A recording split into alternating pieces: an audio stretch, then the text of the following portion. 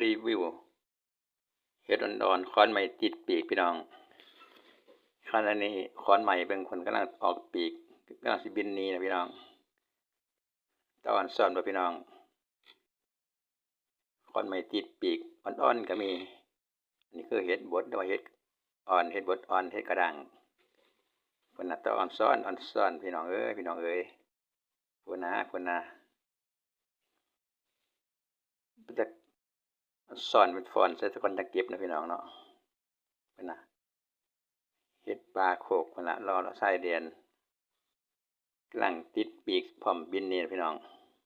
เบิ่งเอาพี่น้องเอ้ยซ้ำนี่กำลังพอดีแกงใส่ผักใส่ใบยะนางเขียวๆข้น